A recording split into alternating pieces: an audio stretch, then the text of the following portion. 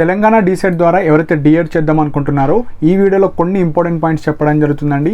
Like phase 3కి సంబంధించిన update and payment seats.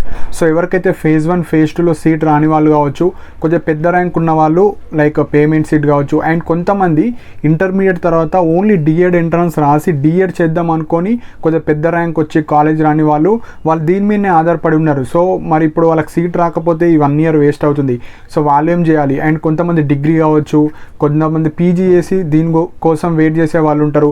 And కొంతమందికి నేను ఆల్రెడీ ప్రీవియస్ వీడియోస్లో చెప్పాను, సీట్స్ ఎన్నే ఉంటాయి మనకు మొత్తం Telugu medium, English medium, Urdu medium. So Telugu మీడియంలో ఎన్ని సీట్స్ ఉన్నాయి, మన ర్యాంక్ ఎంత ఉంది, అండ్ మీరు చాలా స్టూడెంట్స్ కట్ ఆఫ్ చూసుకుంటలేరు. కట్ ఆఫ్స్ చూడాలి. మీరు ఎన్ని వెబ్ ఆప్షన్స్ పెట్టారు, ఆ వెబ్ ఆప్షన్స్కి సంబంధించిన కాలేజెస్లో కట్ ఆఫ్స్ ఏ విధంగా ఉన్నాయి అవి చూడాలి. అవి చూస్తే మీకు ఒక ఐడియా వస్తుంది. సపోజ్ మీది బీసీ అనుకోండి, బీసీఏలో కట్ ఆఫ్స్ ఎట్లున్నాయి, బీసీబీలో కట్ ఆఫ్స్ ఎట్లున్నాయి. సపోజ్ ఒక కాలేజ్లో మీరు అనుకున్న కాలేజ్లో ఒక 1000-2000 కట్ ఆఫ్ ఉంటే మీ ర్యాంక్ 4000-5000 ఉంటే రాకపోవచ్చు కౌన్సిలింగ్లో. అప్పుడు మీరు వేరే ఆల్టర్నేటివ్ ఏమన్నా థింక్ చేయండి. సో అందుకోసమే ఈ వీడియో చూస్తున్నానండి. సో వీడియో ఎండ్ వరకు చూడండి. సో దట్ ఎవరికైతే సీట్ రాని వాళ్ళు కావచ్చు, లేదంటే వేరే కోర్సెస్ చేద్దాం, లేదంటే నెక్స్ట్ ఇయర్ ప్రిపేర్ అవుదాం అనుకుంటే మీకు ఈ వీడియో యూస్ఫుల్ అవుతుంది. సో ఫస్ట్ పాయింట్ వచ్చేసి, మీరు ఫేజ్ 3కి వెబ్ ఆప్షన్స్ ఇవ్వండి. ఎవరైతే లైక్ మన కన్వర్జన్కి సంబంధించిన సీట్ అలాట్మెంట్ వస్తాయి కదా, దాని తర్వాత కూడా మళ్ళీ ఇంకేమైనా సీట్స్ ఉంటే మళ్ళీ వాళ్ళు ఫేజ్ 3కి సంబంధించిన వెబ్ ఆప్షన్స్ పెట్టుకోవడానికి ఛాన్స్ ఇస్తారు. కానీ అఫీషియల్గా ఇంకా ఎలాంటి డేటా మనకు ఇవ్వలేదు ఫేజ్ 3 గురించి. ఎందుకంటే ఇప్పుడు ఫేజ్ 2 నడుస్తుంది. సో మెయిన్గా మనకు phase 2 total complete web counselling అనేది 21 డిసెంబర్ 2024కి అయిపోతుంది. 21 తర్వాత మనకు తెలంగాణ డీసెట్ వాళ్ళు ప్రతి కాలేజ్ నుంచి డేటా తీసుకుంటారు. లైక్ ప్రిన్సిపల్ వాళ్ళు సబ్మిట్ చేయాలి, మా కాలేజీలో ఫేజ్ 1 ఫేజ్ 2 కన్వర్జన్ సీట్స్ తర్వాత ఇంతమంది వచ్చారు కాలేజ్కి, ఇంతమంది రాలేరు, ఇన్ని వేకెన్సీస్ ఉన్నాయి. సో మళ్ళీ తెలంగాణలో ఉన్న అన్ని డిఎడ్ కాలేజ్లో, గవర్నమెంట్ ప్రైవేట్ కాలేజ్లో టోటల్ వేకెన్సీస్ వాళ్ళ దగ్గర ఉంటాయి. సో అప్పుడు మళ్ళీ ఫ్రెష్గా ఫేజ్ 3 వెబ్ ఆప్షన్స్ ఇస్తారు ఎవరికైతే సీట్ రాని వాళ్ళు. అండ్ మళ్ళీ మీరు ఏమైనా కాలేజ్ చేంజ్ చేసుకునే వాళ్ళ కోసం మళ్ళీ ఫేజ్ 3 కండక్ట్ చేస్తారు. కానీ అది ఇంకా కొద్దిగా టైం పడుతుంది. సో ఎప్పటి వరకు ఉండొచ్చంటే, సో ఈ డేటా అనేది కాలేజ్ వాళ్ళు 23 లోపు వాళ్ళకు పంపాలి, తెలంగాణ డీసెట్ వాళ్ళకు. సో ఇది 23 వరకు ఉంటుంది కాబట్టి ఫేజ్ 3 వచ్చేసి ఒక 1 వీక్ అయితే టైం పడుతుంది పక్కా. సో 23 అంటే మీరు లైక్ ఫస్ట్ వీక్ ఆఫ్ జనవరిలో కావచ్చు, లేదంటే ఎండ్ ఆఫ్ ది డిసెంబర్, అప్పుడు మీకు మళ్ళీ ఫేజ్ 3కి సంబంధించిన వెబ్ ఆప్షన్స్ అన్న పెట్టుకోవచ్చు. లేదంటే 23 తర్వాత 4 to 5 డేస్లో కూడా ఇవ్వచ్చు. ఇంకా అప్డేట్ లేదు. సో అప్పుడు ఉంటుంది ఫేజ్ 3 అయితే. సో ఇక్కడ మెయిన్ పాయింట్, ఈ ఫేజ్ 3లో ఎన్ని సీట్స్ ఉండొచ్చు అంటే, సో హార్డ్లీ ఒక 10-15% సీట్స్ మాత్రమే ఉంటాయండి. సో ఆల్రెడీ ఫేజ్ 1లో అయిన వాళ్ళు ఫేజ్ 2లో ఇప్పుడు మనీ పే చేసుకొని కాలేజ్కి వెళ్ళిన వాళ్ళు అన్నీ ఫిల్అప్ అయిపోతాయి. ఓన్లీ 10-15% ఆఫ్ సీట్స్ మాత్రమే ఉంటాయి.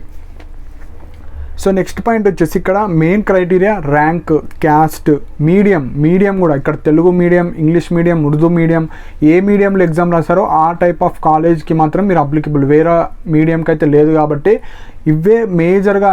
ఎందుకంటే చాలా తక్కువ మంది రాశారు ఎగ్జామ్. వేరే ఎంట్రన్స్ ఎగ్జామ్ కన్నా ఈ ఎంట్రన్స్ తక్కువ రాశారు, కానీ సీట్స్ అనేవి తక్కువ ఉన్నాయి. కాలేజ్ తక్కువ ఉండడం వల్ల చాలా మంచి ర్యాంక్స్ వచ్చినా కూడా చాలామందికి రాకపోతున్నాయండి సీట్స్. సో ఇవి main points. So cut off ranks చూసుకోండి, వెబ్సైట్లో ఉన్నాయి. మళ్ళీ అవి డిలీట్ చేసేస్తారు. సో తొందర డిలీట్ చేస్తారు కాబట్టి మీరు ఇప్పుడే కట్ ఆఫ్ చూసి, మీరు తెలంగాణలో మీరు పక్కా డిఎడ్ చేద్దాం అనుకుంటే, అసలు నా ర్యాంక్కి నా క్యాస్ట్లో ఇక్కడ కట్ ఆఫ్ ఆగిపోయింది, ఆ కాలేజ్ సెర్చ్ చేయాలి. ఆ కాలేజ్ సెర్చ్ చేసి ఆ కాలేజ్ మీరు వెబ్ ఆప్షన్స్ పెట్టుకోండి ఫేజ్ 3లా. ఇప్పుడు ఏవైతే వెబ్ ఆప్షన్స్ పెట్టారో వాటి మీదనే కన్వర్జన్ బేస్ మీద ఇస్తారు. అప్పుడు కూడా రాకపోతే ఫేజ్ 3 ఉంటే ఫేజ్ 3లో పెట్టుకోవచ్చు, లేదంటే ఉండకపోవచ్చు అండి, సీట్ రాకపోవచ్చు మీకు. సో ఇవి మెయిన్ పాయింట్స్. సో ఇప్పుడు మెయిన్ పాయింట్ వచ్చేసి, ఎవరైతే ఇంటర్మీడియట్ తర్వాత పక్కా దీని మీద ఆధారపడిన వాళ్ళు కావచ్చు, డిగ్రీ తర్వాత పక్కా డిఎడ్ వేస్తా అనుకున్న వాళ్ళు, బీఎడ్ పీజీ చేసి ఇప్పుడు డిఎడ్ వేసే వాళ్ళు, బీటెక్ వాళ్ళు కూడా కొంతమంది అప్లై చేసుకున్నారు. సో వాళ్ళు మీకు ఓన్లీ 2 ఆప్షన్స్ ఉన్నాయి. ఒకటి ఫేజ్ 3 ఆర్ కన్వర్జన్లో వస్తే ఓకే, లేదంటే మీరు పేమెంట్ సీట్ అన్నా ట్రై చేయండి. పేమెంట్ సీట్లో కూడా ఆల్మోస్ట్ అన్నీ అయిపోయే ఉంటాయి.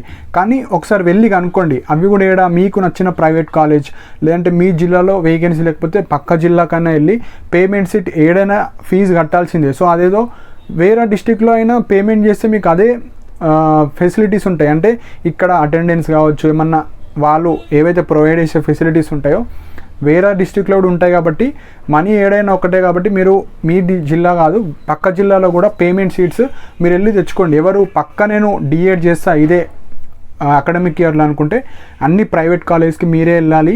ఫీ స్ట్రక్చర్ కావచ్చు, వాళ్ళ రూల్స్, వాళ్ళ రెగ్యులేషన్స్ అన్నీ తెలుసుకొని జాయిన్ అవ్వాలి. సో ఆ డేటా పర్ఫెక్ట్ డేటా ఎవరి దగ్గర ఉండదు, మీరే స్వయంగా వెళ్ళి తెలుసుకోవాలి. సో ఇవి పేమెంట్ సీట్స్కి.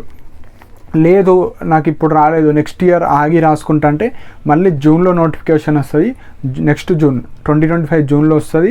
సో మళ్ళీ ఇదే ప్రాసెస్ ఉంటుంది, మళ్ళీ ఇన్నే సీట్స్ ఉంటాయి. మళ్ళీ ఇప్పుడు ఈ ఇయర్ కన్నా డబల్ కాంపిటీషన్ ఉంటుంది. ఎందుకంటే చాలామందికి అవేర్నెస్ వచ్చింది. సో ఈ బీఎడ్ పీజీ కన్నా డిఎడ్ చేస్తే గవర్నమెంట్ జాబ్స్ ఫాస్ట్గా వస్తున్నాయని అందరికి తెలిసిపోయింది. కాబట్టి ఇప్పుడు 15,000 మంది రాసింది ఈ డీసెట్.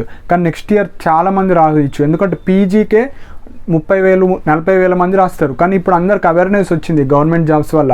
సో ఇప్పుడు ఏదో ఒక కాలేజ్ ఫేజ్ 3లో ఏదో ఒక కాలేజ్ వచ్చేటట్టు చూసుకోండి. మీరు ఓన్లీ నాకు ఈ జిల్లానే కావాలి, మా ఇల్లు దగ్గర వస్తేనే వేస్తా అనే వాళ్ళు చాలామంది ఉన్నారు. అట్లా అనుకుంటే ఇప్పుడు మిస్ అయితే మళ్ళీ నెక్స్ట్ కాంపిటీషన్లో మీకు ఇంకా సీటే రాకపోవచ్చు అండి. సో ఏదో ఒక దగ్గర సీట్ వచ్చేటట్టు చూసుకోండి. దాని తర్వాత మీరు కాలేజ్లో జాయిన్ అయిన తర్వాత అప్పుడు మేనేజ్ చేసుకోవచ్చు. మీ జిల్లా కాకపోయినా ఎక్కడన్నా వచ్చేటట్టు చూసుకుంటే ఫేజ్ 3లో ఓకే. ఇప్పుడు ఎందుకు అంటున్నా అంటే ఇప్పుడు మనకు పాత కాలేజ్ లిస్ట్ పెట్టారు కదా, తెలుగు మీడియంలో టోటల్ 6,644 స్టూడెంట్స్ మాత్రమే అప్లై చేస్తారు, అంటే పాస్ అయ్యారు ఎగ్జామ్. ఇంగ్లీష్లో 5,024, ఉర్దూలో 364. సో ఇక్కడ తెలుగు మీడియం సీట్స్ టోటల్ వచ్చేసి 1,900 ఉన్నాయి యాజ్ పర్ పాత కాలేజీలు. కొన్ని కాలేజెస్ యాడ్ అయినాయి కాబట్టి ఒక రఫ్గా ఒక 6 కాలేజెస్ 5 కాలేజెస్ యాడ్ అయితే ప్రతి కాలేజీలో 50 సీట్లు ఉంటాయి కాబట్టి ఒక 300 యాడ్ అవ్వచ్చు. అంటే ఒక 2,200 2,100 రఫ్గా చెప్తున్నాను. సో అన్ని సీట్స్ ఉంటాయి. ఇంగ్లీష్ మీడియంలో 5,000 మంది ఉంటే పాత సీట్స్ మొత్తం 1,700 1,700 ఉండే. ఒక 4 to 5 కాలేజెస్ యాడ్ అయినా ఒక 1,950 సీట్స్ మాత్రమే ఉంటాయి. ఉర్దూ మీడియంలో చాలామంది ఏం చేస్తున్నారంటే, మీరు ఇప్పుడు నిజామాబాద్ జిల్లాలో మీరు ఉన్నారు, నిజామాబాద్ జిల్లా ఒకటే వెబ్ ఆప్షన్స్ పెడతారు. ఇప్పుడు నిజామాబాద్లో మీకన్నా మంచి ర్యాంకర్స్ ఉంటే వాళ్ళకి ఇస్తారు కదా. సో ఈ ఉర్దూ మీడియంలో సీట్స్ 400 కానీ పాస్ అయిన వాళ్ళు 364. సో ఉర్దూ మీడియం వాళ్ళకు మంచి చాయిస్. ఈ ఇయర్లో మీరు ఏదో ఒక కాలేజీలో జాయిన్ అవ్వండి. నెక్స్ట్ ఇయర్ ఇప్పుడు డబల్ అయిపోతారు, నెక్స్ట్ ఇయర్ రాకపోవచ్చు. ఎందుకంటే ఈ ఉర్దూ మీడియం వాళ్ళకి చాలా ఛాన్సెస్ ఉన్నాయి. సీట్స్ 400 కానీ పాస్ అయిన వాళ్ళు 364. సో మీకు మీ జిల్లా కాకపోయినా పక్క జిల్లాలో అయితే మ్యాండేటరీగా సీట్ వస్తుంది. సో ఇంకా మిగిలిపోతాయి, సీట్లే మిగిలిపోతాయి. 36 మనకు సీట్స్ వేకెన్సీయే ఉంటాయి. సో ఉర్దూ మీడియం వాళ్ళైతే మీరు మీ జిల్లా రాకపోతే పక్క జిల్లా పెట్టుకోండి, వేరే ఆప్షన్ లేదు, మీకు సీట్ వస్తుంది. ఈ తెలుగు మీడియం ఇంగ్లీష్ మీడియం వాళ్ళకే అసలు సీట్ వస్తలేవు కాబట్టి మీకు మంచి ఆపర్చునిటీ. ఉర్దూ మీడియం ఈ మిస్టేక్ చేయకండి.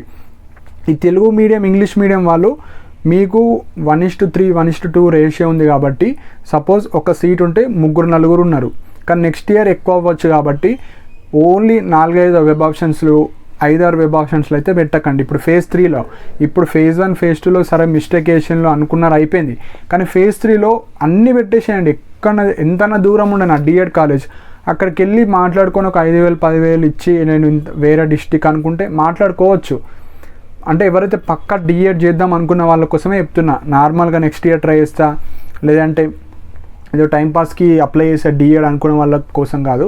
ఎందుకంటే ఈ అకాడమిక్ ఇయర్ వేస్ట్ అవ్వద్దంటే ఏదో ఒక కాలేజ్లో మీరు వచ్చేటట్టు చూసుకోండి. లేదంటే పేమెంట్ సీట్ అన్నా మీరు తీసుకోవచ్చు, లేదంటే నెక్స్ట్ ఇయర్ అయినా ట్రై చేయొచ్చు. సో ఇవి మెయిన్ పాయింట్స్ అండి.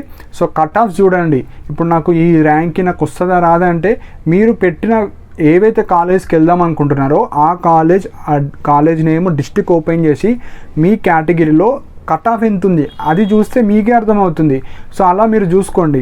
సో ఇప్పుడు మెయిన్ పాయింట్ వచ్చేసి ఎవరైతే ఇంటర్మీడియట్ తర్వాత ఆగిన వాళ్ళు మీరు ఓపెన్ డిగ్రీ చేస్తూ నెక్స్ట్ ఇయర్ డిఎడ్ చేసుకోవచ్చు.